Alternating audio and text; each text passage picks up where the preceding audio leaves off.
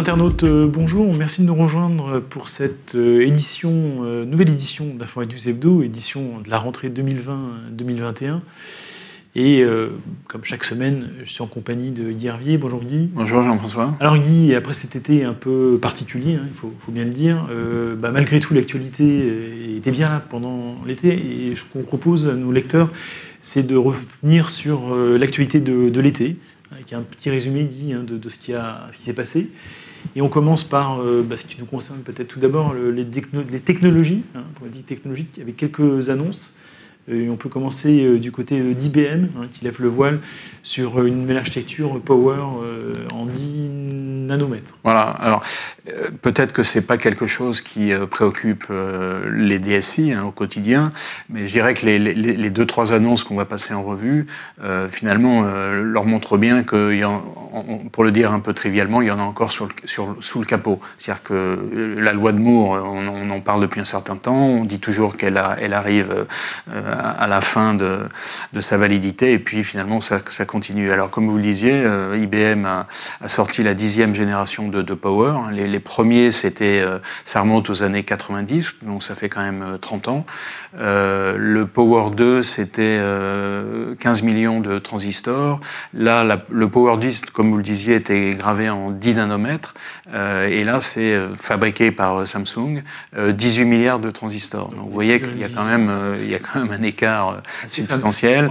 Donc les serveurs qui seront motorisés par ce processeur arriveront dans l'année 2021, donc c'est pas pour tout de suite, mais en tout cas ça veut dire que IBM, qui est encore très actif en termes de fabrication de serveurs basés sur les Power, donc a encore une génération devant lui.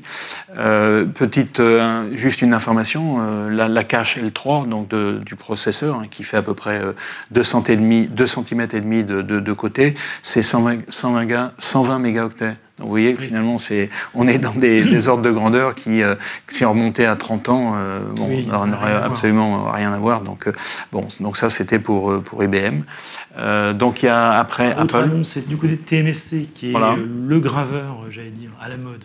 Ouais, à la mode, oui. En tout cas, un acteur taïwanais qui a pris une avance définitive sur le marché et qui grave maintenant en 5 nanomètres. Alors, donc ça parle pas forcément tellement à l'acteur, mais c'est quand même une sacrée. Ça veut dire que la miniaturisation continue son chemin. Et là, on en parle aussi parce que évidemment le partenaire c'est Apple, et donc TSMC est le fondeur des microprocesseurs A. Donc on en était à A10, à 11, à 12. Donc là, on attend le A14 qui est prévu pour l'automne. Là, on y est quasiment, puisque c'est alors on peut penser que ça va être l'iPhone 12, vraisemblablement, on n'est pas sûr, mais c'est probable. Et donc l'A14 sera le processeur de l'iPhone 12 en automne, gravé en 5 nanomètres. Donc là aussi, on est un cran d'après. Et puis il y a une troisième annonce aussi, alors qui elle est de l'été, mais c'était la semaine dernière, donc c'est la fin de l'été.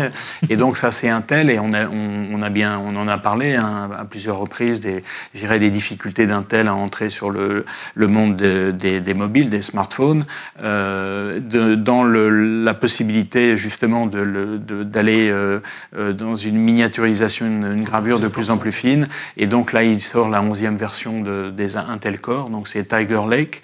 Pour des noms, je ne sais pas, j'aimerais bien savoir qui décide des noms de ces microprocesseurs. Et donc là, c'est gravé en 10 nanomètres. Mais bon, la notion de gravure ne détermine pas tout, ne définit pas tout les caractéristiques du microprocesseur, bien sûr. Mais enfin, ça veut dire que malgré tout, Intel en est encore à une génération d'avant en termes de gravure. Absolument. Voilà. NC, bien sûr. Alors, je propose, Guy, qu'on passe du côté du poste de travail, qui était évidemment un des grands enjeux pendant cette période un peu spéciale liée au Covid, avec la fin programmée d'Internet Explorer, j'allais dire, encore un autre acteur historique de l'Internet, enfin un acteur en tout cas, un élément d'histoire de l'Internet qui disparaît. Exactement. Et alors on est loin. C'est pas forcément pour la mauvaise cause d'ailleurs. Non, on est loin des batailles. Vous vous souvenez, il y a quand même 10-15 ans autour des navigateurs.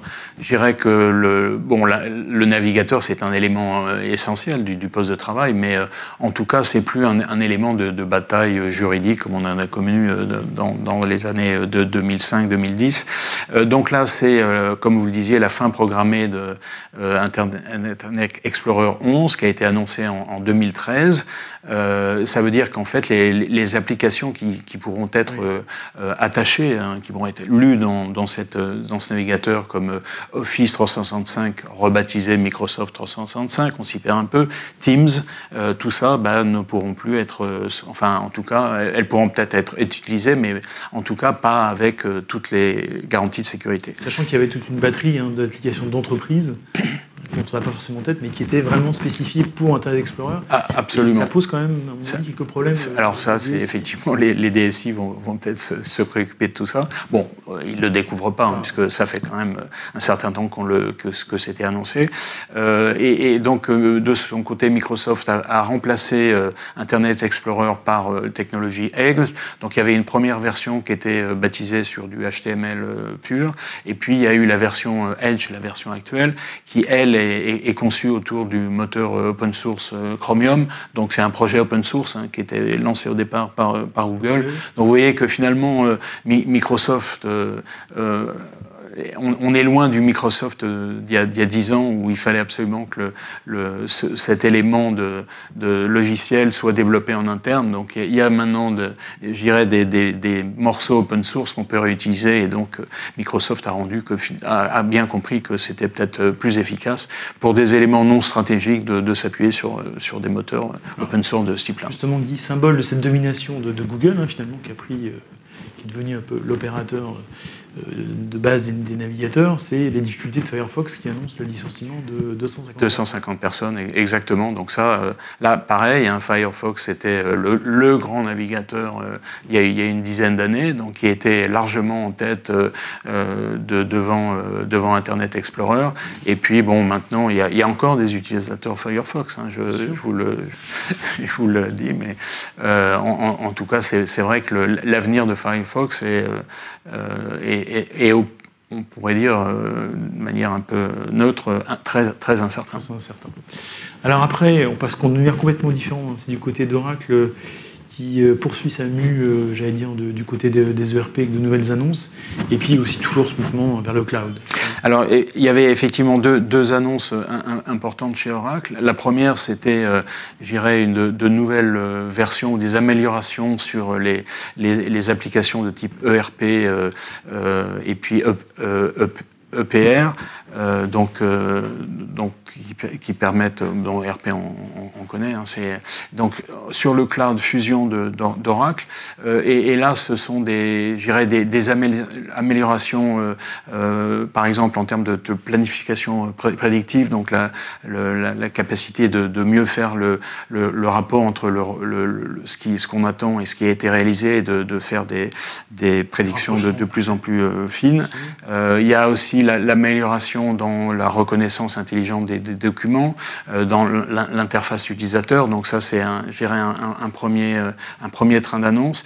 Et puis en début d'été, il y avait l'extension d'une annonce qui avait été faite déjà un petit moment, mais qui s'appelle Cloud at Customer, et donc dont l'idée est en fait de répliquer ce qui existe, donc l'architecture du cloud d'Oracle, de la répliquer dans le data center de l'utilisateur, donc on-premise. Et donc ça, c'est une démarche que quasiment tous les grands opérateurs de cloud ont fait. Donc il y avait AWS avec Outpost, il y avait Anthos chez Google, Azure Stack chez Microsoft, donc qui permet de développer en interne dans le data center la même chose que Azure. IBM avait fait un peu la même chose en redéveloppant tout son cloud cloud sur les containers et Kubernetes. Donc c'est une démarche qui est, je dirais, dans le droit fil de ce que font tous les fournisseurs opérateurs de cloud, avec l'idée évidemment de faciliter le passage donc des applications du on-premise vers le cloud et inversement, de faire en sorte que finalement, voilà, le système d'information de l'entreprise, bien qu'il soit on-premise ou sur le cloud, finalement, peu importe. Ce qui est important, c'est de pouvoir accéder aux applications, de récupérer les données, enfin, finalement, de permettre aux utilisateurs de faire ce qu'ils ont à faire. Alors Guy, autre sujet, pour le coup, pas grand-chose à voir, c'est le sujet des smartphones, qui est évidemment un des éléments essentiels de ce marché de l'IT, avec les fameux classements qu'on a tous les trimestres.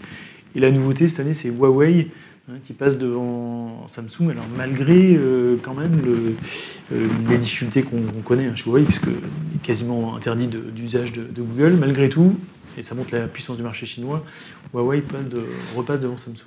Alors, c'est vrai qu'on n'en parle pas très souvent de ces résultats trimestriels, parce que finalement, ils s'inscrivent la plupart du temps dans la durée, donc le numéro 1 reste numéro 1, etc. Et l'intérêt, c'est d'en parler quand il y a des changements importants. Donc là, bien sûr, c'est les résultats du deuxième trimestre, avec le fait significatif que, comme on peut s'en douter, il y a eu une baisse des ventes considérable, de l'ordre de 25%. Donc, bon, c'est quand même très, très important. Non, 16%, je crois. Il y a tellement de chiffres qu'on s'y perd un peu. Mais enfin, c'est quand même très significatif. Et donc, je dirais, c'est dans ces moments d'expansion rapide ou de croissance rapide que, finalement, les acteurs ont des réactions un peu différentes. Et là, ça a profité à Huawei, qui n'a baissé que de 5%. Donc ça veut dire que s'il baisse que de 5% sur un marché qui baisse plus, bah, évidemment, il gagne des parts de marché. Alors que Samsung, lui, a baissé de 28% au deuxième trimestre. Donc, bien sûr, il est rétrogradé, alors pas très loin de Huawei, mais néanmoins, c'est quand même, je dirais, un symbole. Samsung était le numéro 1 du smartphone depuis un certain temps déjà, comme du temps des téléphones mobiles. Vous vous souvenez, Nokia était le numéro 1 de très loin, il est arrivé à 40% de part de marché. Donc là, Samsung est un peu moins de 20%. Peut-être qu'il peut se rétablir, hein, rien n'est acquis, mais en tout cas, c'est important. Et puis, autre élément intéressant, c'est que finalement, cette crise, elle a beaucoup bien profité à Apple, qui, lui, a augmenté ses ventes. Et donc, qui a renforcé sa place de numéro 3. Sachant que Apple a une position singulière dans la mesure où, en fait, c'est du tout intégré. Donc, il a son propre écosystème à lui, ce qui n'est pas le cas des autres opérateurs qui sont sous Android. Plateforme de vente de son Apple Store en ligne, et qui évidemment a dû beaucoup jouer pendant cette période. Avec donc l'effet direct sur les smartphones et l'effet indirect sur les iPads. Donc bon, c'est pas un élément essentiel, mais enfin c'est quand même pas négligeable. Et puis les Mac. Donc ça, je veux dire, là pour le coup, ça a eu un effet un peu vertueux. Voilà. En tout cas pour Apple, bien sûr. Pour Apple. Pour le consommateur, c'est une autre histoire. Alors Guy, on parle d'un autre sujet qui est évidemment un sujet récurrent, c'est celui de la sécurité, avec toujours des cas d'entreprises qui ont dû faire face à des difficultés. Alors on ne va pas tout délister parce qu'il y en a eu quand même pas mal, j'allais dire un nouveau cas chaque semaine, mais on en a retenu 2, et on commence par la problématique du ransomware avec Carlson. Oui. Carlson Wagonlit Travel. Alors, effectivement, vous disiez, quand on fait un peu la rétrospective de l'été, si on les citait tous, il y en aurait quand même. Enfin, tous ceux qu'on connaît d'ailleurs, oui, entre parenthèses. Plus. Donc, on en a pris un qui est je dirais, représentatif de ce qui s'est passé. Et c'est vrai que l'activité du ransomware continue à être extrêmement active. Et là, pour le coup, c'est. Alors, après, je dirais qu'il y a 2 écoles, ceux qui disent qu'il faut payer et puis ceux qui disent qu'il ne faut pas payer. Là, Carlson Wagonlit donc avait quand même 30 000 PC qui étaient immobilisés, donc évidemment ils ont payé. 30 000 PC immobilisés, plus des données, 2 Tera de données, et parfois des données sur les clients qui sont je dirais, un peu stratégiques, les passeports, voilà, les voyages, des choses comme ça. Donc Wagonlit a cédé et ils ont payé. Alors c'est ce que, évidemment, Carlson n'a pas confirmé cette donnée. Ils ont confirmé que c'était bien arrivé, et c'est notre confrère The Register qui a dit qu'ils avaient payé de l'ordre de 5 millions de dollars. Bon, évidemment, c'est peut-être pas considérable par rapport au chiffre d'affaires de Carlson, mais enfin, c'est quand même une somme non négligeable. Si ça se répète tous les mois, ça va finir peut-être par peser un peu sur l'activité. Eh bien Guy, merci. Je propose qu'on s'arrête là pour aujourd'hui sur cette première partie de l'actualité estivale, et on se retrouve la semaine prochaine pour finir cet aperçu de ce qui s'est passé pendant l'été. En attendant, très belle semaine à toutes et à tous, et merci encore une fois de nous avoir suivis. À très bientôt. Merci.